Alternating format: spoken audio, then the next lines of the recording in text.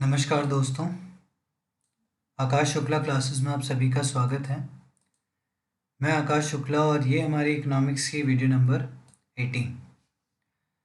जो लोग चैनल पर नए हैं वो लोग चैनल को सब्सक्राइब ज़रूर करें, लाइक शेयर ज़रूर करें। और ये हमारी वीडियोस जो हैं वो क्लास 12th के लिए हैं। Unit number 2 money and banking, chapter number 4 money. कुछ बुक में ये चैप्टर का आगे पीछे हो सकता है, लेकिन यूनिट जो है ये 2 ही है। ठीक है। आज जो हम बात करेंगे बहुत छोटा सा टॉपिक है, बार्टर सिस्टम के बारे में बात करेंगे। तो सबसे पहले देखते हैं कि बार्टर सिस्टम क्या होता है। तो यहाँ लिखा है साफ साफ कि direct exchange of goods against goods. तो गुड्स का गुड्स के अगेंस्ट में चेंज होना विदाउट यूज ऑफ मनी, बिना मनी के यूज के, इज कॉल्ड बार्टर सिस्टम। तो बहुत इजी डेफिनेशन है, direct exchange of goods against goods without use of money is called barter system. फिर आगे यहाँ लिखा है, देखिए हिंदी में भी अगर आप देखना चाहें तो धन के उपयोग के बिना वस्तुओं से वस्तुओं के प्रत्यक्ष विनिमय, विनिमय यानी लेन देन, विनिमय को इंग्लिश में हम एक्सचेंज बोलते हैं।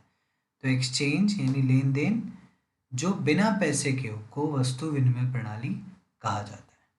तो क्लियर है कि जब भी हम बार्टर सिस्टम की बात करेंगे तो दो लोग हैं, भाई ये है ए और ये है बी, ये हमारा ए हो गया और ये हमारा बी हो गया।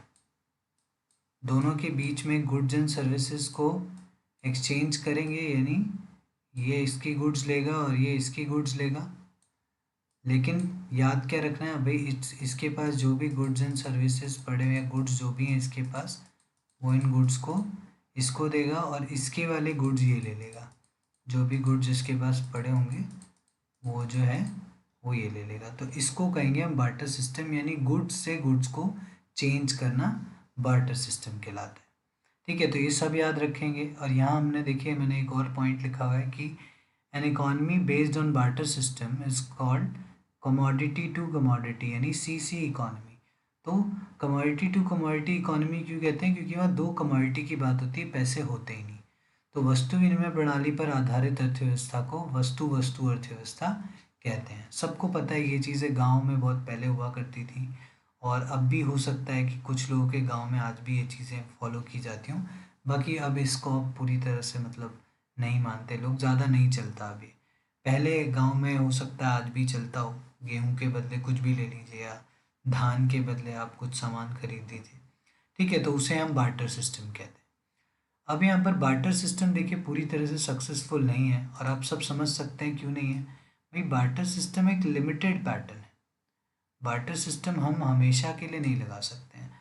और क्यों नहीं लगा सकते? क्योंकि ये दो लोगों के बीच के कोऑर्डिनेशन पर डिपेंड करता है, वो भी रिगार्डिंग देयर गुड्स, उनके गुड्स पर बेस्ड है।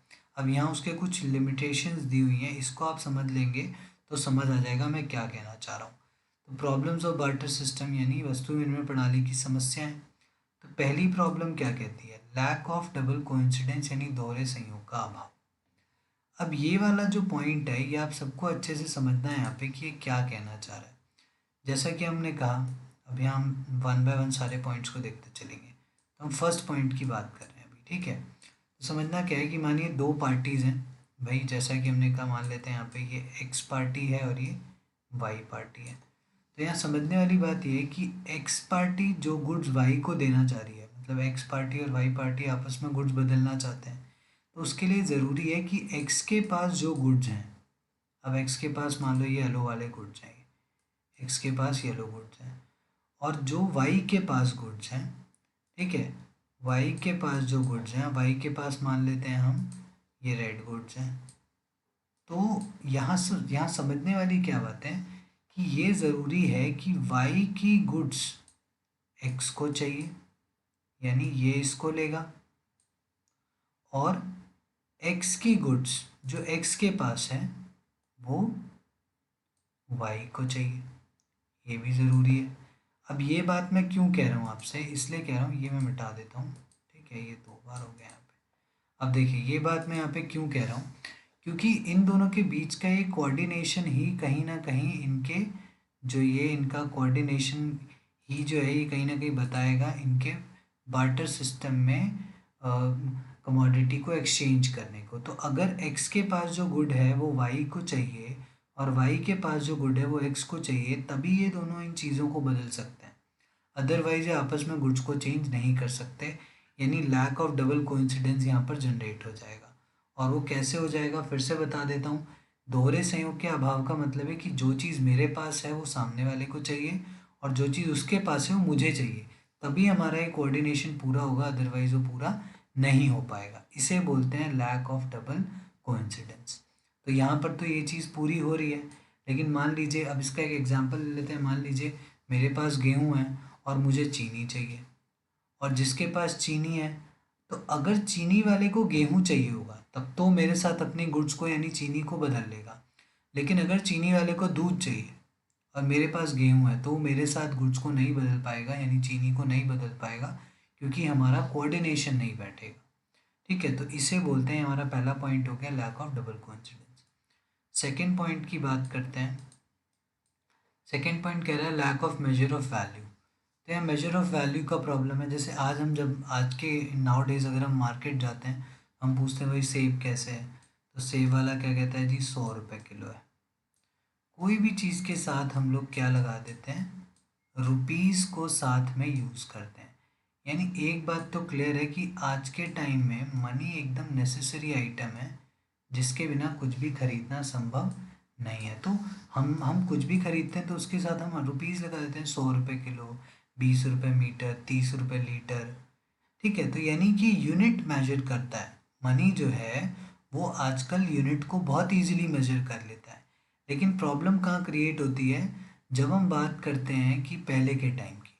तो अब समझिए, वैसे ही अगर मैं एक्स और वाई की बात करूँ, तो अब फिर समझने वाली बात क्या है कि मानिए एक्स के पास जो गुड है और जो वाई के पास गुड है, अभी डिसाइड कैसे करेंगे कि एक्स अपनी गुड की कितनी क्वांटिटी के बदले वाई की कितनी लेगा, या वाई अपने गुड्स की कितनी क्वांटिटी के बदले एक्स की क्वांटिटी को लेगा। तो मुश्किल हो जाएगा। जैसे चीनी और गेहूं पे अगर इस चीज़ को लें, तो मेरे पास अगर मैं गेहूं बदल रहा हूँ, मैं कह रहा हूँ कि मेरे 5 किलो गेहूं के बदले में मुझे 10 किलो चीनी चाहिए, तो चीनी वाला कह रहा है नहीं, मैं तो 2 किलो चीनी के बदले 5 किलो गेहूँ लूँगा। तो ये थोड़ा सा डिफ़िकल्ट है मेजर कर पाना बार्टर सिस्टम के अंदर कि किस कमोडिटी के बदले कितना जो क्वांटिटी है वो दिया जाए। तो मेजर ऑफ वैल्यू नहीं था, जिसकी वजह से बहुत सारी प्रॉब्लम्स क्रिएट होती थी। भाई किसी को कोई कह रहा है मैं 20 मीटर कपड़ा लूँगा 20 किलो गेहूँ के बदले, कपड़े वाला कह रहा है नहीं, मैं तो सिर्फ 2 मीटर कपड़ा दूंगा 20 किलो गेहूँ के बदले। तो ये डिपेंड करता है कि कैसे वो उस चीज़ को आपस में बदल रहे हैं। ठीक है, थर्ड पॉइंट पर आ जाते हैं, डिफ़िकल्टी इन डेफर्ड पेमेंट्स, यानी भावी भुगतान में कठिनाइयाँ। अब ये पॉइंट क्या कहता है देखिए, थर्ड पॉइंट हमारा हमें बताता है, थर्ड पॉइंट के अकॉर्डिंग फ्यूचर पेमेंट्स में प्रॉब्लम होती थी। अब कैसे प्रॉब्लम होती है, मान लीजिए आज आपने कोई चीज़ अगर किसी के साथ बदल ली है, वही एक्स वाई हम दोबारा ले लेते हैं अपने। अब एक्स और वाई ने आपस में अपनी चीज़ों को बदल लिया।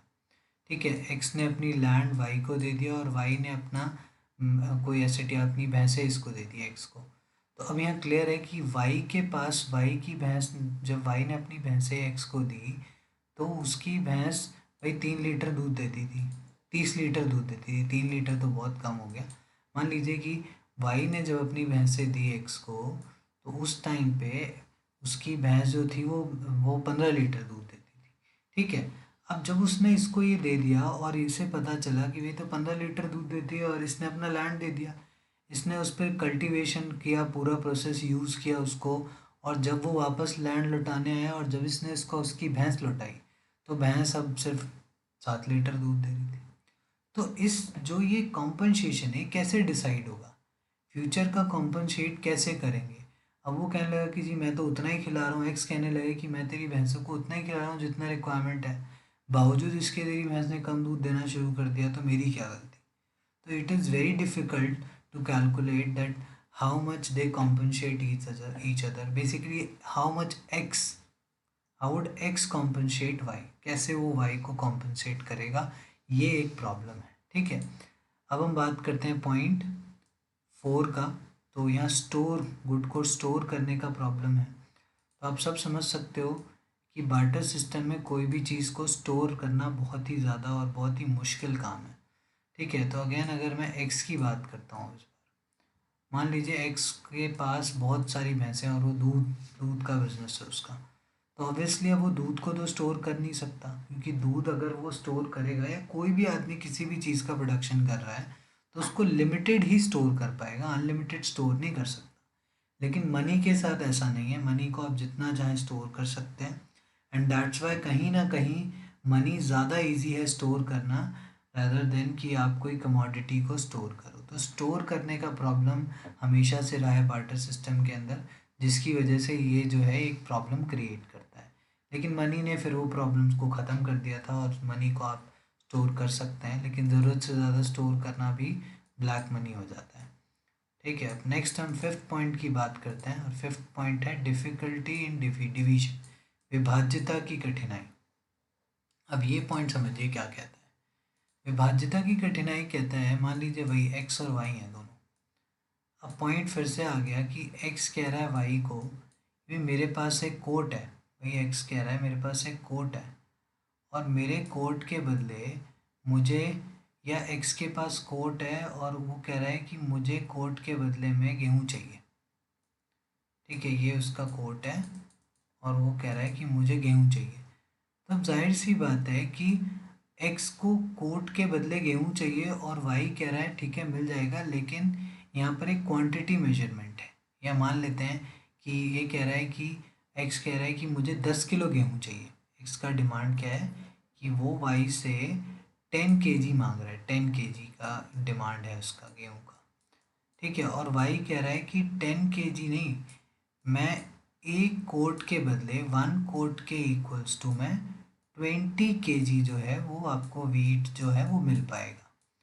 तो इसका मतलब क्या है कि अब वो अपने इस कोट को बीच में से आधा फाड़ देगा और आधा इसको दे देगा, हाँ? और 10 किलो गेहूँ ले लेगा, यही होगा? तो डेफिनेटली ऐसा नहीं होगा।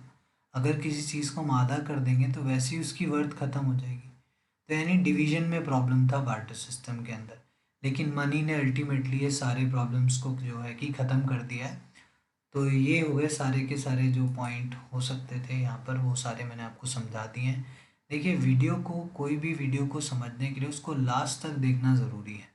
तो अगर आप स्किप करेंगे, कुछ भी छोड़ेंगे तो ये चीज़ें छूट जाएंगी। और मैंने यहाँ कोशिश की है कि मैं डायग्राम्स को बना बना के बता दूँ। तो अगर आप ट्राई करेंगे समझने का और मेरी बात सुनते रहेंगे अच्छे से तो आपको सब समझ आ जाएगा। चैनल को सब्सक्राइब ज़रूर करिएगा और ज़्यादा से ज़्यादा अपने दोस्तों को वीडियो शेयर करिए। Thank you so much.